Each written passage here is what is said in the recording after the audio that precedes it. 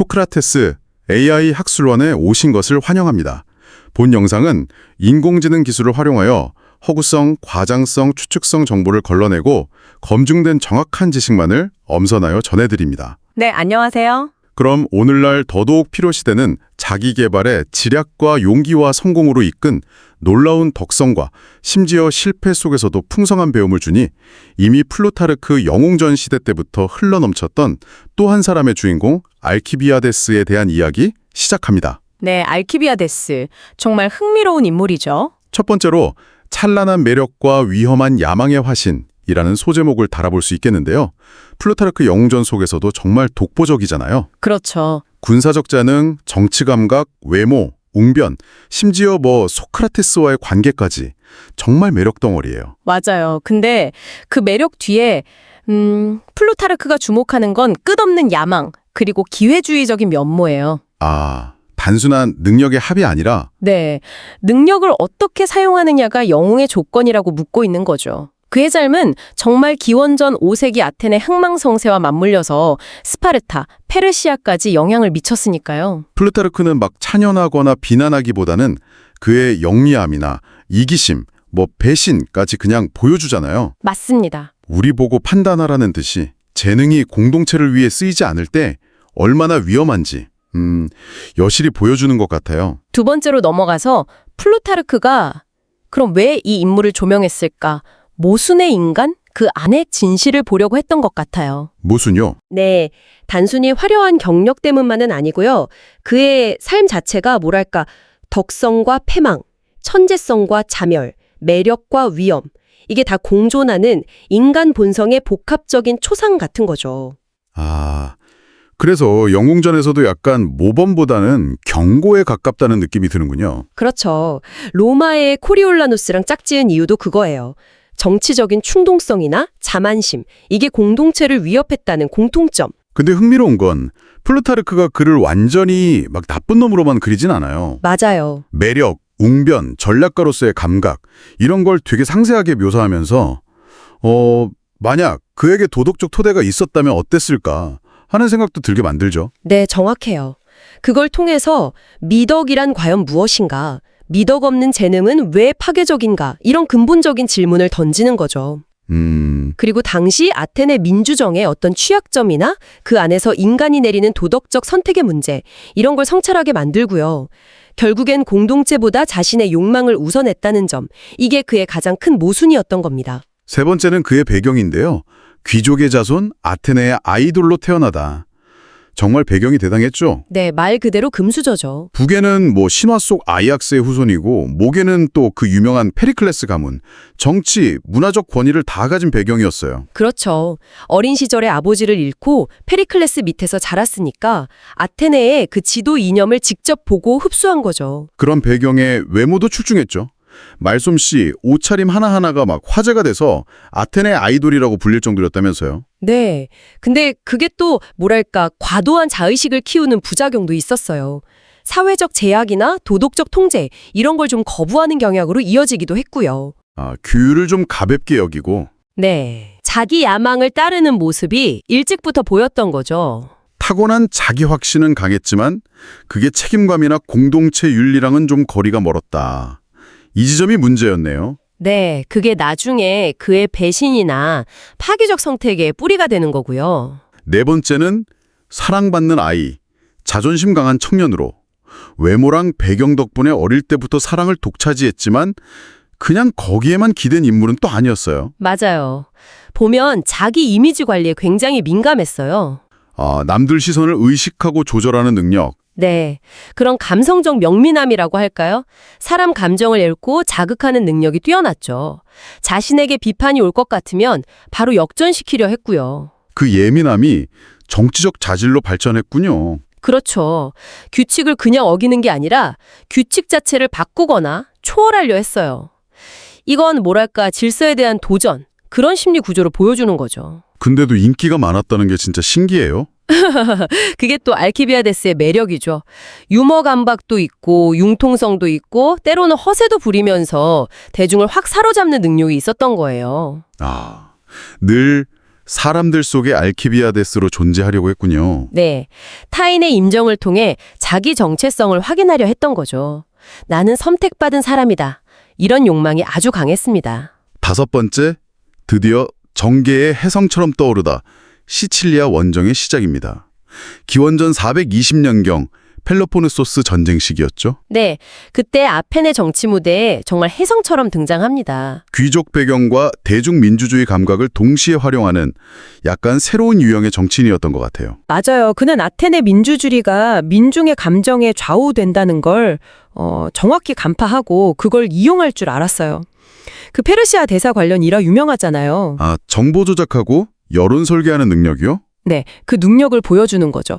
그리고 결정적인 전환점이 바로 시칠리아 원정 제안입니다. 명분은 동맹 보호였지만 그렇죠. 실제로는 서방으로 세력을 확장하고 자신이 그 총지휘관이 되려는 야망이 담겨 있었죠. 근데 놀랍게도 30대 초반에 공동 지휘관으로 임명돼요. 네, 이 원정을 자기 정치 무대로 삼아서 아주 화려하게 행보를 이어가죠. 대중의 환호를 받으면서요. 하지만 그 비전이라는 게 아테네의 현실적인 한계를 좀 무시한 무모한 팽창주의였던 거죠? 결국 그렇죠. 그리고 이 원정이 그의 몰락을 예고하게 됩니다. 원정 중에 헤르마 파괴 사건에 연루됐다는 혐의를 받아요. 아, 그 신상 파괴 사건. 네, 그래서 소환 명령을 받는데 아테네로 돌아가는 대신 어디로 가죠? 적국 스파르타로 망명을 해버리죠. 정말 충격적인 선택이었어요. 맞아요. 그의 부재 속에서 시칠리아 원정은 처참하게 실패하고 그는 국가적 재앙의 씨앗이라는 비난을 받게 됩니다. 이게 그의 화려한 부상이자 동시에 몰락의 서곡이었던 셈이죠. 6번째 이야기인데요. 아테네에서 스파르타로 또 스파르타에서 페르시아로. 정말 알키비아데스의 여정은 끊임없는 이동과 변신의 연속인 것 같아요. 네, 맞아요. 이게 단순한 도피나 망명이 아니라는 게 중요하죠. 그렇죠.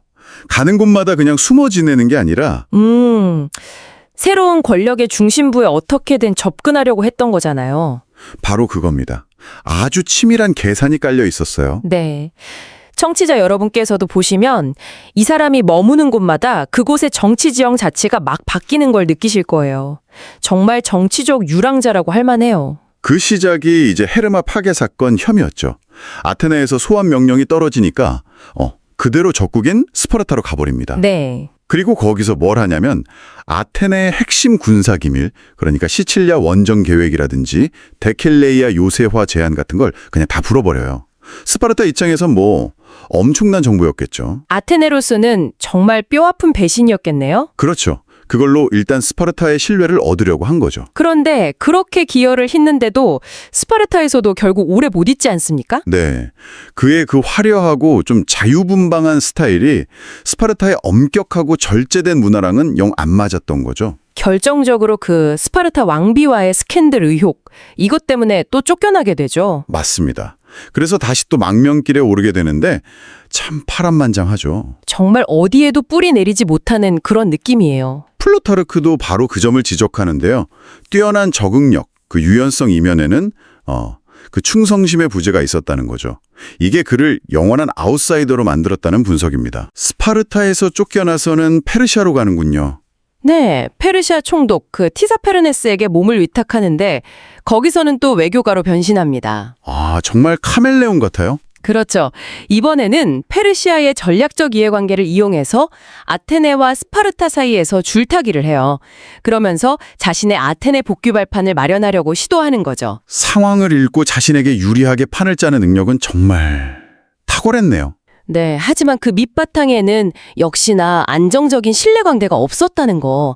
이게 그의 한계였던 것 같습니다. 자, 그럼 7번째 주제로 넘어가 볼까요? 시민이자 배신자 알키비아데스의 정치윤리. 여기서 방금 말씀하신 그 충성심 문제가 더 선명해지는 것 같아요. 네, 그렇습니다. 늘 스스로를 아테네 시민이라고 자처했지만 실제 행동한 조국을 위험에 빠뜨리는 배신 행위가 많았잖아요. 청취자 여러분께서는 어떻게 생각하실지 궁금하네요. 이게 능력이 뛰어내면 이런 것도 용납될 수 있는 걸까요? 그게 바로 플루타르크가 던지는 아주 핵심적인 질문이죠. 알키비아데스의 행동 원리를 보면 이건 철저하게 결과 중심적이에요. 목표 달성을 위해서라면 수단, 방법은 가리지 않는다. 네, 거짓말, 기만, 이중외교, 심지어 국가기밀 누설까지도 서슴지 않죠. 그의 충성심은 아테네나 스파르타 같은 어떤 공동체가 아니라 오직 자기 자신에게만 향해 있었다고 봐야 합니다. 그의 윤리적 잣대는 결국 나에게 이익이 되는가 이거 하나였군요. 그렇죠. 플루타르크가 묻는 겁니다. 과연 그의 충성은 어디에 있었는가 하고요. 어떤 윤리적 자의식 자체가 좀 부족하지 않았나 하는 거죠. 하긴 워낙 능력이 뛰어나니까 사람들이 그를 계속 필요로 하고 또 이용하려고 했던 거겠죠. 하고 사람들을 끌어당기지만 하지만 결국 믿을 수 없는 사람이라는 딱지가 붙어버렸고 그게 결국 그의 발목을 잡은 셈이네요. 정확해요. 근본적인 신뢰가 없으니까 관계가 오래갈 수가 없었던 거죠. 나중에 아테네로 돌아온 뒤에도 보면 파벌 갈등을 부추기거나 권력 강화를 위해서 민주주의 체제를 흔들려는 모습도 보이거든요. 플루타르크는 이런 모습을 통해서 윤리가 없는 재능이 얼마나 위험하고 공동체를 어떻게 파괴할 수 있는지를 좀 보여주려고 했던 것 같아요. 능력 있는 자는 도덕을 무시해도 되는가? 이 질문을 계속 던지는 거죠. 네, 정말 중요한 질문이네요. 자, 그럼 8번째 주제입니다. 전쟁을 디자인하는 두뇌 전략가로서의 알키비아데스. 정치적 수완가이뿐 아니라 군사 전략가로서도 정말 비범했다고요? 네, 맞습니다. 단순히 전투를 잘하는 장수를 넘어서 전쟁의 양상 자체를 구조적으로 설계하는 능력이 있었죠. 전쟁의 판을 읽고 디자인한다. 어떤 의미인가요? 그는 전쟁을 훨씬 더 큰 틀, 그러니까 전체 전쟁의 개념으로 이해했던 것 같아요. 단순히 군사작전만 보는 게 아니라 외교, 심리전, 경제, 봉쇄 같은 걸 다 엮어서 전방위적으로 판을 짰던 거죠. 시칠리아 원정을 주장했을 때도 단순히 군사적 승리만 본 게 아니라는 거군요. 그렇죠. 그 너머에 있는 어떤 문명 간의 충돌, 패권 경쟁이라는 더 큰 그림을 봤던 겁니다. 특히 그 아테네 해군력의 강점을 어떻게 극대화할지 이런 지리적 감각이나 해상 전략에 아주 밝았어요. 그의 전략의 특징이라면 불규칙성, 예측 불허성 이런 걸 꼽던데요. 기습이나 허위 정보 유포 같은 거요. 네, 맞아요. 전공법보다는 상대의 허를 찌르는 변칙적인 전략을 아주 즐겨 사용했죠. 예를 들면 사모스 섬에서 함대를 지휘하다가 갑자기 아테네로 돌아와서 정치 상황을 휙 안정시켜 놓고 다시 또 헬레스폰투스 해협으로 날아가서 결정적인 해전 승리를 이끌어내고. 와, 정말 종횡무진이네요. 이런 어떤 기민함, 대담함이 그의 군사적 성공의 중요한 비결이었어요.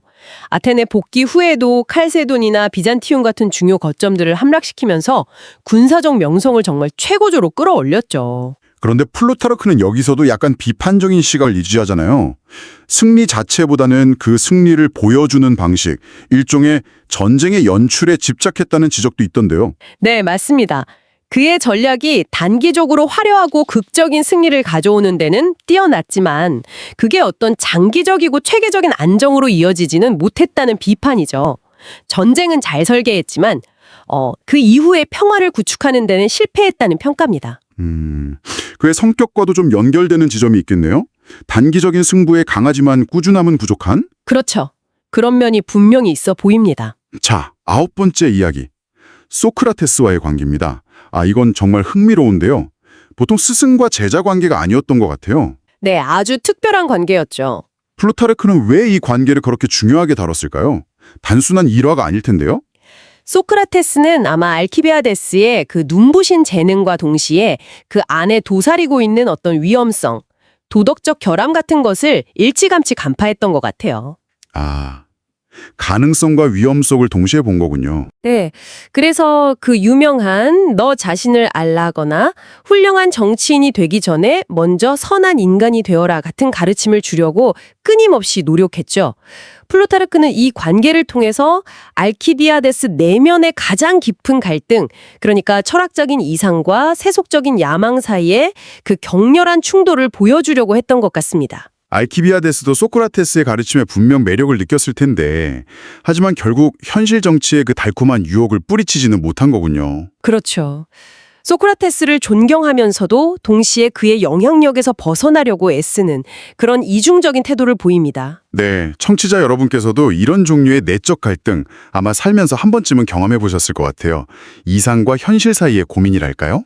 플루타르크는 이걸 아주 날카롭게 자기 자신과의 싸움에서의 패배라고 표현합니다.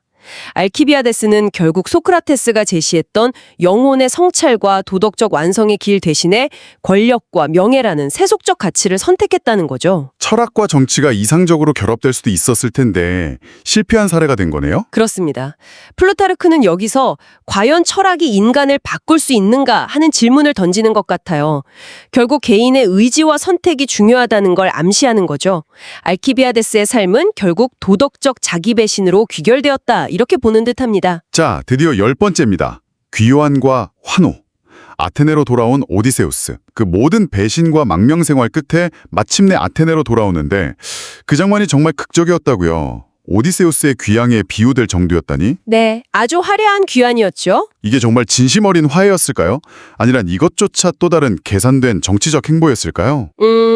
표면적으로는 분명 영웅의 계산이었지만 그 이면을 들여다보면 아테네에 아주 절박한 상황이 깔려 있었습니다. 아테네가 그를 필요로 했다는 거군요. 그렇죠. 당시 아테네가 해전에서 계속 지면서 거의 벼랑 끝에 몰려 있었거든요. 그러니까 알키비아데스의 그 뛰어난 군사적 능력과 외교력이 절실히 필요했던 겁니다. 그래서 과거의 잘못을 다 덮어주고 총사령관으로 임명한 거군요. 용서라기보다는. 네, 일종의 전략적 필요에 의한 조건부 기환에 가까웠다고 봐야죠. 시민들은 열광적으로 환호했다지만 그 환호 속에는 어딘가 불안감 같은 것도 섞여 있었겠네요. 플루타르크가 오디세우스 비유를 쓴 것도 그런 복잡한 맥락을 보여주는 것 같고요. 맞습니다. 겉으로는 감격적인 재회처럼 보였지만 그 아래에는 여전히 그에 대한 불신과 경계심이 존재했죠. 반대파들도 당연히 있었고요.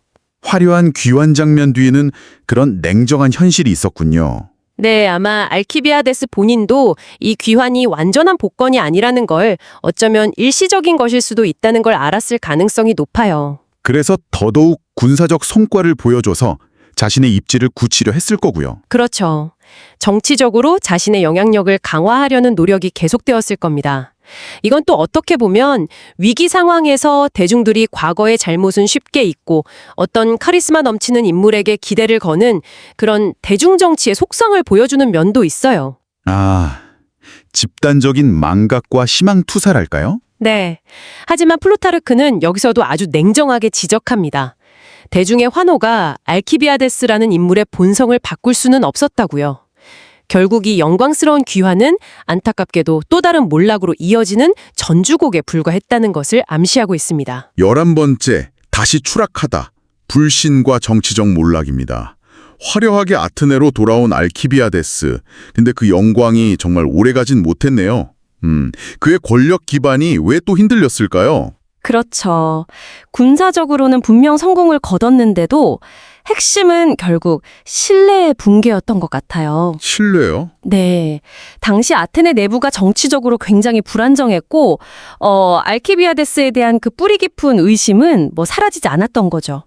플루타르크는 그의 성공조차도 동료 시민들에게는 저 사람 너무 강해지는 거 아니야? 하는 그런 경계심을 자극했다고 지적합니다.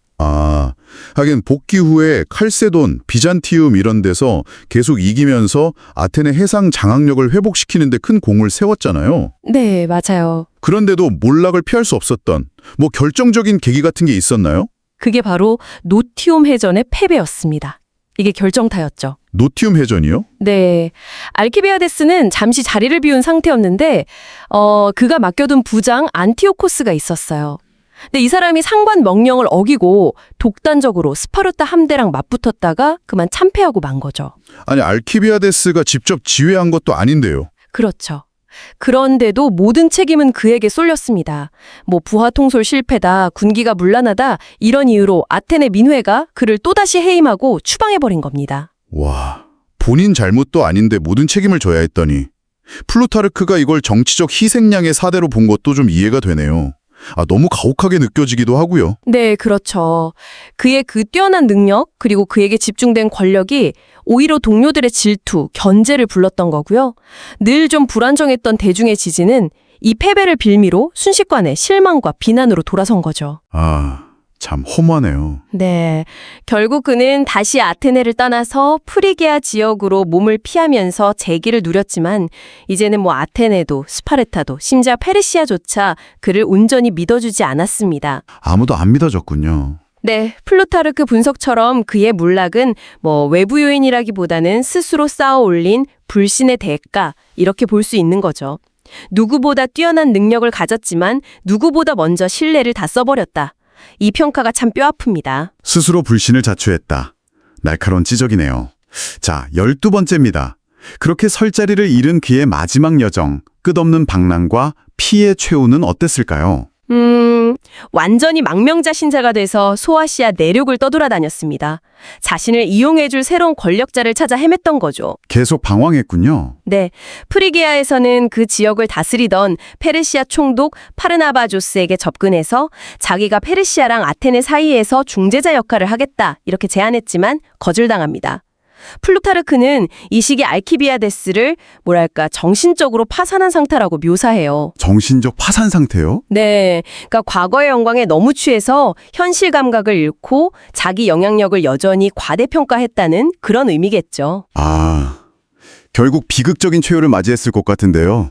그의 죽음은 어떻게 다가왔나요? 네, 뭐 비참했습니다. 기록에 따르면 그 파르나바조스의 부인과 부적절한 관계를 맺었다. 뭐 이런 설이 있는데 이게 빌미가 됐을 수도 있고요. 때마침 또 스파르타가 그의 제거를 요청했고 파르나바조스는 이걸 묵인했죠. 결국 자객들이 밤중에 그의 거처에 습격했습니다.